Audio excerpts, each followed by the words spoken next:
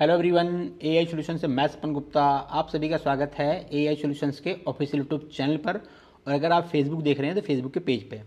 और आज देख सकते हैं, आज हमारे पास एक हैंडसेट है जिसका मॉडल नंबर है S22 अल्ट्रा। और इसमें प्रॉब्लम है, रिस्टार्ट इशू है। कभी कभी जो है यहाँ पर चार्जिंग का लोगो इंडिकेट करता है, कभी कभी सैमसंग भी लिख के आता है, और कभी कभी ये कुछ भी शो नहीं करता है। तो एक बार मैं कोशिश करता हूँ आपको लोगो दिखाने का। और इसमें जैसे कि आप सभी जानते हैं, इसकी एक मेन प्रॉब्लम है। मोस्टली इसकी जो ज़्यादातर प्रॉब्लम आती है सीपीयू लेयर से आती है। और कई बार ये जो प्रॉब्लम है प्रोग्रामिंग से भी आपको फेस करनी पड़ सकती है।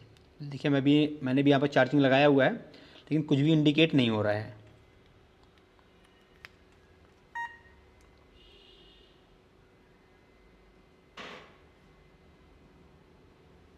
और चार्जिंग एम्पियर में जो कंजप्शन हो रहा है वो 231 232 के अप्रोक्स हो रहा है।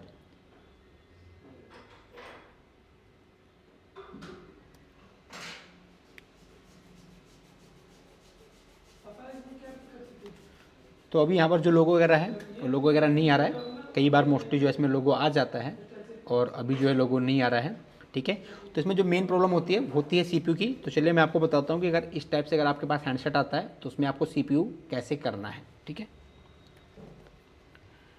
और ये हैंडसेट हमारे पास आया है किसी टेक्नीशियन से, और पहले से ये ओपन है।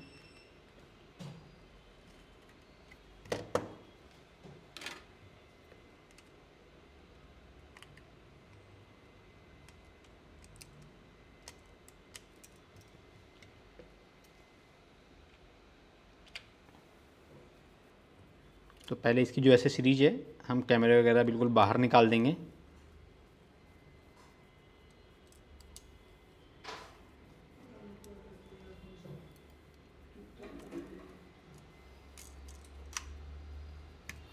और जब भी आप इसको रिमूव करते हैं तो आपको ध्यान रखना है, जो अप कैमरा है उसको बहुत ही आप केयरफुली निकालें, क्योंकि कई बार क्या आता है ये अप कैमरा जो है डैमेज हो जाता है। ये इस पर थोड़ा सा आपको फोकस करना है, ध्यान रखना है।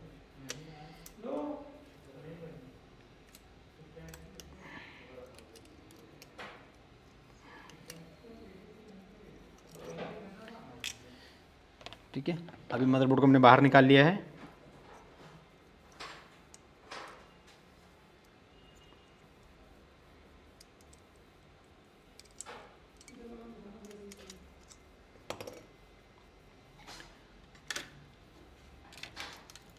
इसमें यहाँ पर देखिए सील वगैरह पहले से निकली हुई है। और इसमें जो यूएफएस लगी है वो लगी है तोशिबा की। ठीक है, यूएफएस तोशिबा की यूज़ की गई है। तो पहले हम क्या करेंगे, सेफ्टी पर्पज़ के लिए इसको यहाँ पर थोड़ा सा कवर कर देंगे। जब भी आप निकालते हैं, और हार्ड डिस्क वहाँ पर अगर आपको तोशिबा वगैरह मिलती है, या कई बार सैमसंग में भी डेड हो जाते हैं, लेकिन सैमसंग में कम चांसेस होते हैं। और अगर आपकी हार्ड डिस्क यहाँ पर अगर आपको तोशिबा मिलती है, माइक्रोन मिलती है, तो उसमें डेड होने के चांस ज़्यादा होते हैं। ठीक है, तो मैं इसको यहाँ पर कवर कर दूँगा, और थोड़ा सा मैं इसको जूम करने की कोशिश करूँगा ताकि आपको प्रॉपर दिख सके।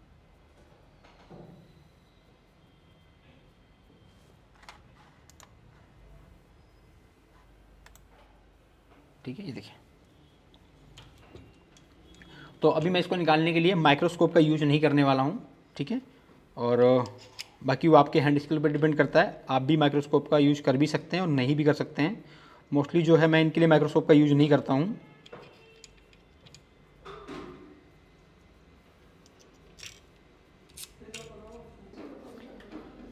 ठीक है, तो इसको भी हमने फिक्स कर लिया है। तो सबसे पहले क्या करना होता है, पहले इसकी साइड साइड के ग्लू काटने होते हैं। तो मैं यहाँ पर विदाउट माइक्रोस्कोप निकाल रहा हूँ इसको। क्लीनिंग का जो प्रोसेस है वो सारी चीज़ें माइक्रोस्कोप के नीचे करेंगे, लेकिन रिमूविंग का जो प्रोसेस है वो मैं माइक्रोस्कोप के बाहर कर रहा हूँ। ठीक है, तो पहले इसका हम ग्लू काट लेंगे। देखिए, ग्लू कटिंग वगैरह आपको माइक्रोस्कोप के नीचे करनी है, माइक्रोस्कोप के बाहर आपको ग्लू कटिंग नहीं करना है। इस चीज़ का ध्यान रखना है। या मैं एक काम करता हूँ, मैं इसको आपको माइक्रोस्कोप के नीचे ही दिखाता हूँ। ये देखें,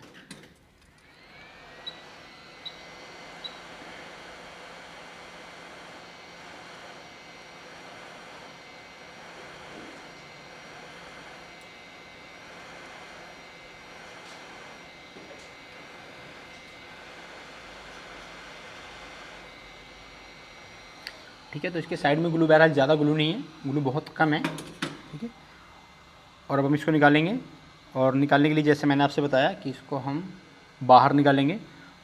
आप देखिए इसके नीचे भी निकाल सकते हैं, आप निकालने में कोई दिक्कत नहीं है, ठीक है। बड़े नोजल के साथ आप माइक्रोस्कोप के नीचे भी निकाल सकते हैं, ठीक है।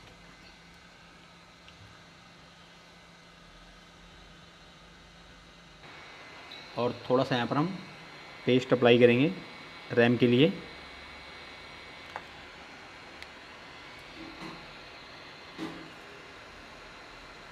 ठीक है। और इसके ऊपर ऐसे राउंड करेंगे, देखिए इस तरीके से, जल्दबाजी नहीं करना है।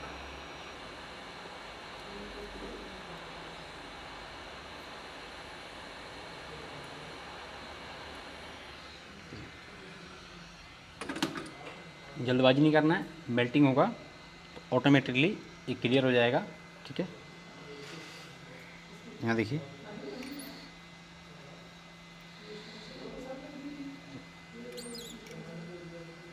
ठीक है। देखिए दोनों ऑप्शन हमारे पास, हम चाहें तो पहले इसको जो है क्लीन कर लें, या चाहें तो इसको हम ऐसे भी उठा सकते हैं, ठीक है। लेकिन अभी बोर्ड क्या है, अभी बोर्ड थोड़ा सा हीटिंग कंडीशन में है, तो मैं इसको इंस्टेंटली अभी उठा लूँगा।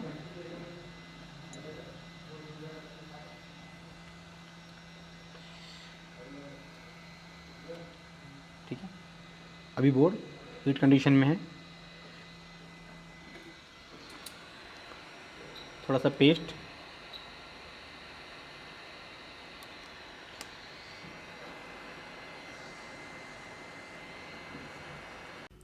डबल डेकर सीपीयू में जब भी आप काम करते हैं तो मोस्टली फोर्ट ये कीजिए कि जैसे ही आपने रैम को निकाला, तो रैम निकालने के बाद आप सीपीयू को भी रिमूव कर दीजिए, क्योंकि उस टाइम जो बोर्ड है, बोर्ड की हीटिंग जो है वो मेंटेन होती है, ताकि आपको दोबारा फिर से उसे हीट ना करना पड़े। क्योंकि कई बार क्या होता है, जब बोर्ड को आप कई बार प्री हीट करते हैं तो जो यूएफएस है, वो यूएफएस के पार्टीशन जो है डैमेज हो जाते हैं, करप्ट हो जाते हैं, जिसकी वजह से आपका डबल डेकर जो है वो तो ओके हो जाता है, लेकिन जब आप अप्लाई करके फ़ोन को ऑन करते हैं तो ऑन नहीं होता है, वो 120 से लेके 200 के बीच में जाके स्टक हो जाता है। तो ये फ़ोटो आप ये करें कि उसी टाइम पे निकाल लें, या बोर्ड को आप प्रॉपर तरीके से पहले कूल डाउन हो जाने दें, उसके बाद उसके ऊपर रीहीट अप्लाई करें। और सेफ्टी प्रिकॉशन के लिए आप यहाँ पर जो है हीट सिंक का यूज़ कर सकते हैं। जैसा भी आप देख सकते हैं, मैंने यहाँ पर यूएफएस पे जो है वो हीट सिंक का यूज़ किया है। ये बहुत ही अच्छी क्वालिटी की हीट सिंक है, और इस हीट सिंक का यूज़ करके मैंने 50+ केवल S23 अल्ट्रा के जो है डुअल डेकर के सीपीयू किए हैं, और किसी में भी यूएफएस में प्रॉब्लम नहीं आई है, कोई भी पार्टीशन वगैरह करप्ट नहीं हुए हैं। तो ये चीज़ आपको थोड़ा ध्यान रखना है। और अभी आप देख सकते हैं यहाँ पर मैंने जो है वो बोर्ड को क्लीन कर लिया है, और बोर्ड को क्लीन करने के बाद जो बोल हैं वो आपस में जॉइंट हो जाते हैं, उनको आपको अलग करना है। देखिए मोस्टली क्या होता है कि कई बार हमें इन्हें करने की ज़रूरत नहीं होती है, लेकिन अगर आप सक्सेस रेशियो चाहते हैं तो इसको 1 टाइम में ही फिक्स करने की कोशिश करें, ताकि ऐसा ना हो कि आपको बार बार जो है वो सीपीयू रैम को रिवॉल्व करना पड़ रहा है। तो वैसे तो पॉइंट एक ही होते हैं, लेकिन कई बार क्या होता है कि जब आप सीपीयू को सेक करके थोड़ा ज़्यादा उसको अगर आप थोड़ा सा आप पिंच करते हैं, मतलब उसको हिलाते हैं आप, तो उस टाइम पे क्या होता है कि ये जो बोल होते हैं आपस में मिलके एक हो जाते हैं, और बगल के जो वर्किंग बोल होते हैं उनके साथ टच हो जाते हैं। तो उस केस में क्या होता है कि सीपीयू आपका शॉर्टिंग कंडीशन में आ जाता है। तो ये फोल्ड कीजिए, उसी टाइम इसको मास्किंग कर दीजिए।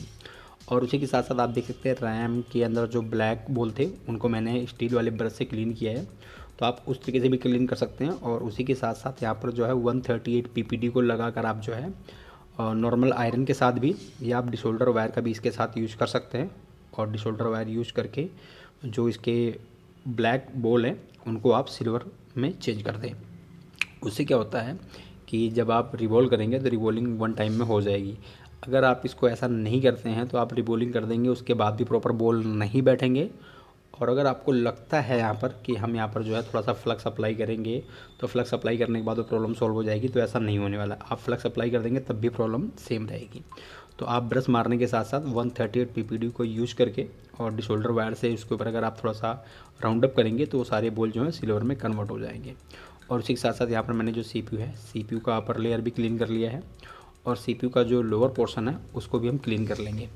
और एक चीज़ आपको और ध्यान रखना है, ये जो कैपेसिटर होते हैं, ये कैपेसिटर आप निकाल भी सकते हैं और इनकी जगह पे आप मास्किंग कर भी सकते हैं, नहीं भी कर सकते। लेकिन मैं आपको कुछ ऐसी चीज़ें बताना चाहूँगा जो कि आज के पहले आपको इनके बारे में नहीं पता होगा, या हो सकता है कि आपने इतना गौर ना किया हो, ध्यान ना दिया हो।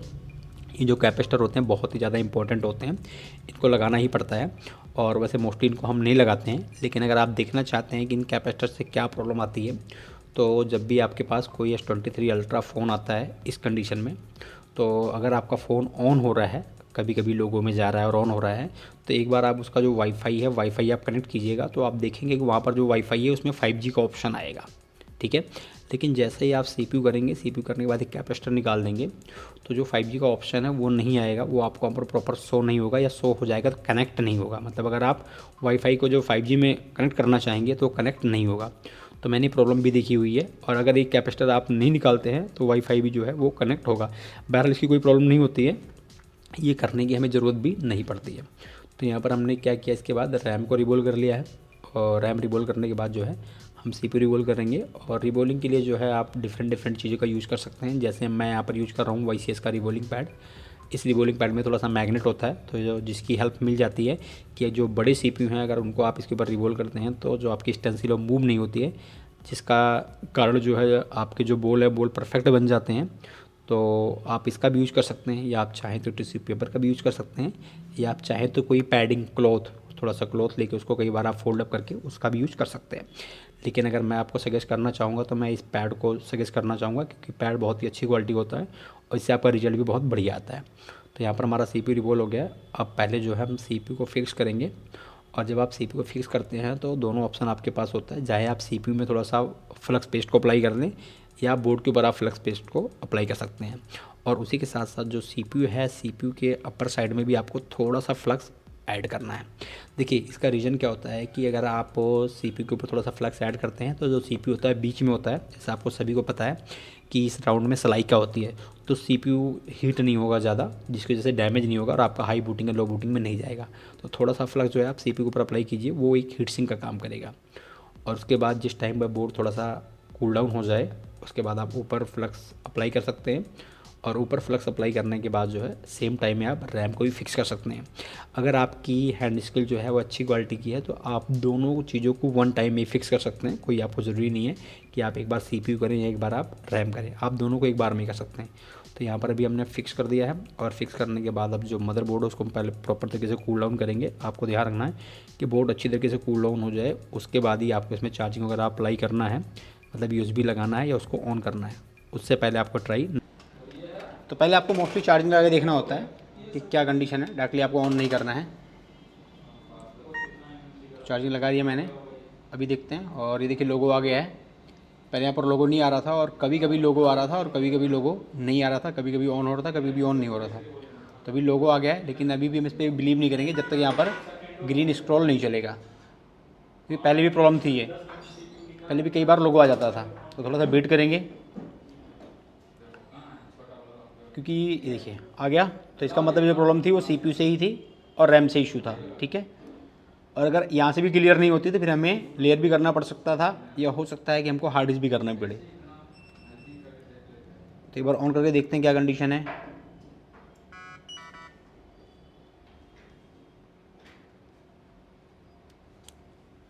बहरहाल मुझे इतना कॉन्फिडेंस है कि ये प्रॉपर ऑन हो गया है, तो मुझे इतना इसमें डाउट नहीं है।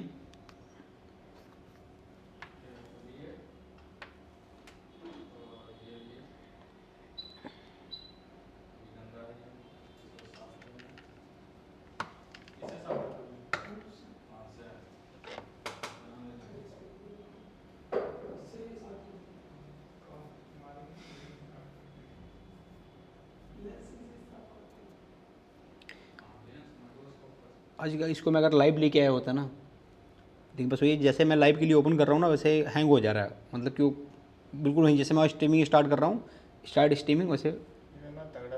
हाँ, उसके बाद भी ये हाल है।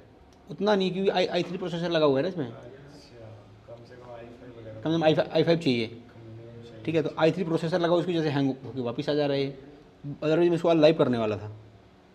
चेंज करवा लो ना, अपग्रेड करा लो इसी को। बस अब कुछ ना कुछ तो करवाना ही पड़ेगा, पासवर्ड नहीं पता इसका। ठीक है। देखिए ओके है, सब कुछ काम कर रहा है। तो इस तरीके से अगर आपके पास हैंडसेट आता है तो पहले आपको रैम भी ट्राई कर सकते हैं, कई बार रैम भी हीट करेंगे तब भी प्रॉब्लम सॉल्व हो जाएगी। कई बार रैम से सॉल्व नहीं होगी तो आपको CPU करना पड़ेगा, CPU करने के बाद भी कई बार प्रॉब्लम सॉल्व नहीं होती है तो आपको हार्ड डिस्क चेक करना पड़ेगा, हार्ड डिस्क को प्रोग्राम भी करना पड़ सकता है, और उसके बाद भी प्रॉब्लम सॉल्व नहीं होती है तो आपको लेयर भी करना पड़ सकता है। ठीक है, तो आशा करता हूँ वीडियो आपके लिए हेल्पफुल होगी। मिलते हैं किसी नेक्स्ट वीडियो में। Thank you for everyone, thank you for watching.